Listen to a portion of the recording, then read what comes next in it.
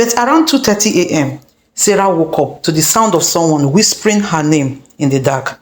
She turned and saw Ngozi sitting up, trembling violently. Madam, madam, something just touched my leg under the bed, she whispered, her eyes wide with terror. Before Sarah could answer, the wardrobe door creaked open slowly by itself. Both of them screamed and ran out of the room barefoot, crying. The next morning, Ngozi packed her things. Madam, I can't stay here anymore. I beg, I have to go.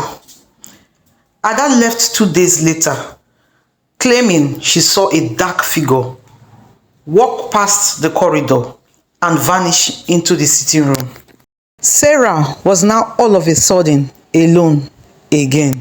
One night, Sarah sat alone in the living room, watching a program on TV. The house was quiet, too quiet. Suddenly, she noticed something strange near the window, a swirl of dark smoke forming outside. She blinked, rubbed her eyes.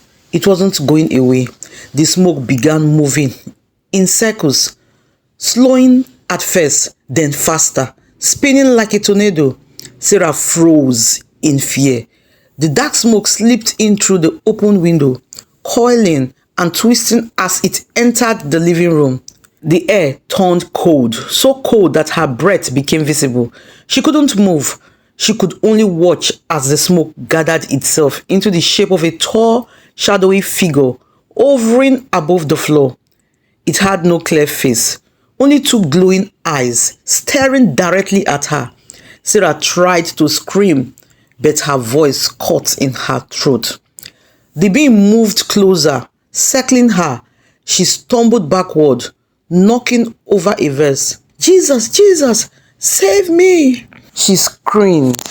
The figure tilted his head and raised his shadowy arm. From his hand poured a thick dark dust that floated towards her like ashes.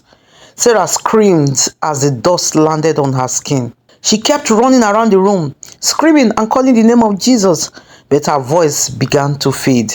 The dark being hovering over her, still pouring the dust, whispering in a language she couldn't understand. The TV began flickering violently. The curtains flapped, though all the windows were closed. Sarah fainted.